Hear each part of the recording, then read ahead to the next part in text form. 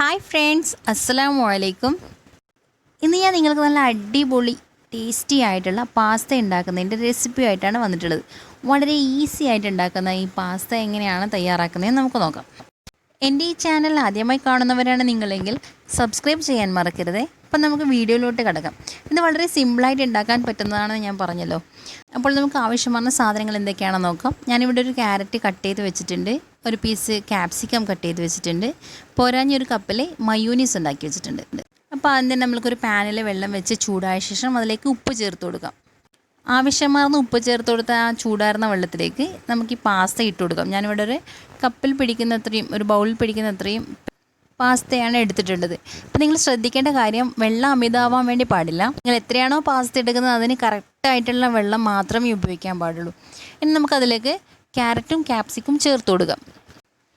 അത് നന്നായിട്ട് വേവുന്നതിനായിട്ട് നമുക്കൊന്ന് ജസ്റ്റ് മിക്സ് ചെയ്തതിന് ശേഷം അടച്ച് വെച്ച് വേവിച്ചെടുക്കണം. അപ്പോൾ നിങ്ങൾ സാധാ മക്രോണിയൊക്കെ ഉണ്ടാക്കാൻ വേണ്ടി നമ്മളിപ്പോൾ ഒരുപാട് വെള്ളം ഒഴിക്കുമല്ലോ, അതുപോലൊന്നും ഒരിക്കലും ഒഴിക്കാൻ പാടില്ല. കറക്റ്റ് അളവിലെ വെള്ളം മാത്രം എടുക്കുക. ഇനി ആ പാസ്തയുടെ കൂടെ ഫ്രൈ ചെയ്ത് കഴിക്കാനായിട്ട് ചെറിയ 2 പീസ് ചിക്കൻ എടുത്തിട്ടുണ്ട്. അപ്പോൾ അത് ഞാൻ നല്ലതുപോലെ കഴുകി വൃത്തിയാക്കി അതിൽ ഉപ്പും മഞ്ഞളും ചേർത്തിട്ട് ഈ ഒരു രീതിയിൽ, വീഡിയോയിൽ കാണുന്ന ഒരു രീതിയിൽ നല്ലതുപോലെ അടിച്ചെടുക്കുകയാണ് ചെയ്യുന്നത്. കണ്ടില്ലേ, ഷാർപ്പുള്ള ഏരിയ ആയതുകൊണ്ട് തന്നെ അതിലെല്ലാം മസാലകൾ നല്ലതുപോലെ പിടിക്കാൻ സഹായിക്കും. അതുകൂടാതെ തന്നെ ഇത് എളുപ്പം ഫ്രൈ ചെയ്ത് കിട്ടാനും സഹായിക്കും. അപ്പോൾ അത് നല്ല രീതിയിൽ നമുക്കൊരു പാത്രത്തിലോട്ടൊക്കെ മാറ്റി ഇനി അതിൽ കുറച്ച് ഇഞ്ചി വെളുത്തുള്ളി പേസ്റ്റ് കൂടെ മിക്സ് ചെയ്ത് കൊടുക്കണം. ശേഷം കുറച്ചുകൂടെ കുരുമുളക് പൊടി ചേർത്ത് നമുക്കത് ഫ്രൈ ചെയ്തെടുക്കാം. അപ്പോൾ ഫ്രൈ ചെയ്യുമ്പോൾ ബട്ടർ യൂസ് ചെയ്യുകയാണെങ്കിൽ കൂടുതൽ ടേസ്റ്റ് കിട്ടും. ഇനി നിങ്ങൾക്ക് ബട്ടർ ഇല്ലയെന്നുണ്ടെങ്കിൽ വെളിച്ചെണ്ണ യൂസ് ചെയ്തിട്ടും ഫ്രൈ ചെയ്തെടുക്കാം.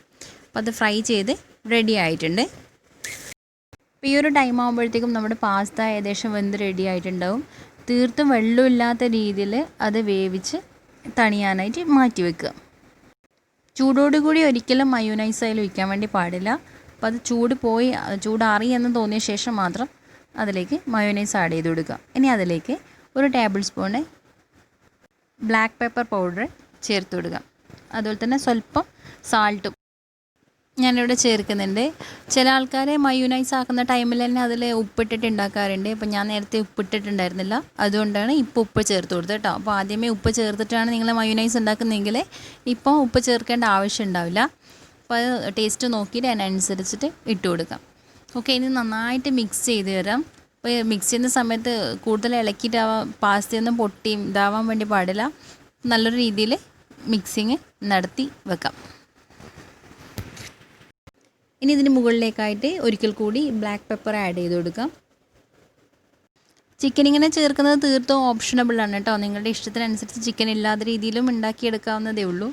അതുപോലെ തന്നെ മയോനൈസ് ഉണ്ടാക്കുന്നത് എഗ്ഗിലുണ്ടാക്കുന്നതിന് പകരം നിങ്ങൾക്ക് മിൽക്കിൽ ഉണ്ടാക്കിയെടുക്കാം. അപ്പോൾ അതൊരു ടേസ്റ്റ് ഡിഫറെൻ്റ് ആയിരിക്കും.